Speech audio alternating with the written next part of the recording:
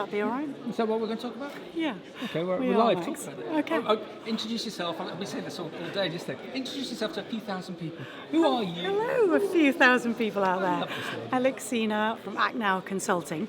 I'm here today because of the Sustainable Business Alliance, and the idiots have invited me to be part of this. And I think to myself, Don't make me laugh. why have they invited me to be a part of this?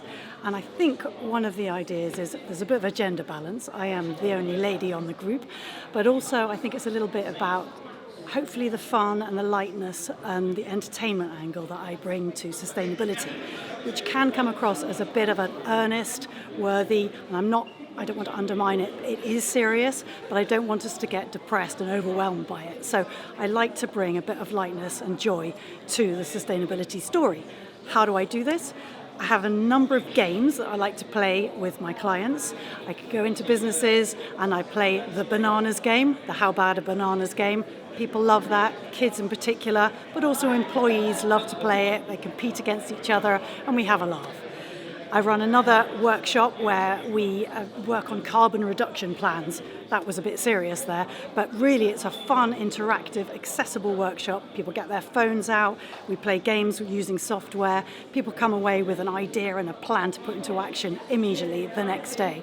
So that's my Net Zero 101 angle. Other fun stuff that I do, I run a great program called a B Corp consultancy.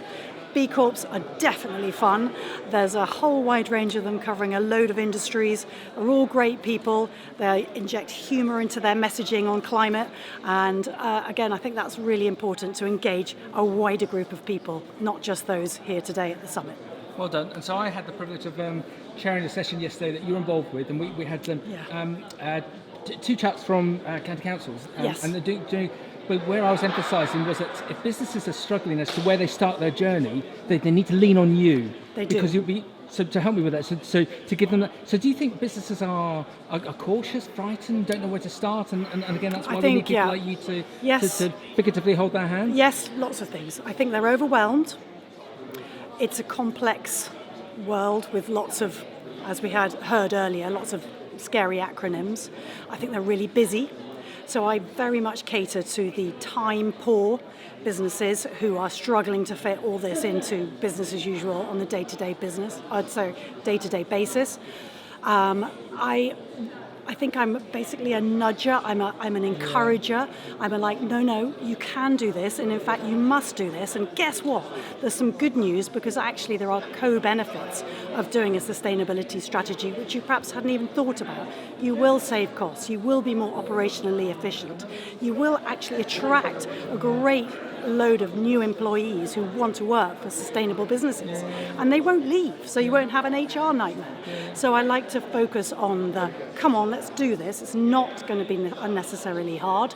Once we're on the journey, we'll bring everyone in to it and we'll get co-benefits at the end of it, which will make you a better, more resilient business. Yeah, well done. And in the session yesterday, I nearly forgot that actually the retention of staff is so important because the younger generation want to adopt this sustainability. Yes. And if you haven't adopted it, you're not going to have you're not going to have the staff. I mean, worst case, you're going to have a problem with your business. Yeah, well, I've got a good story for that.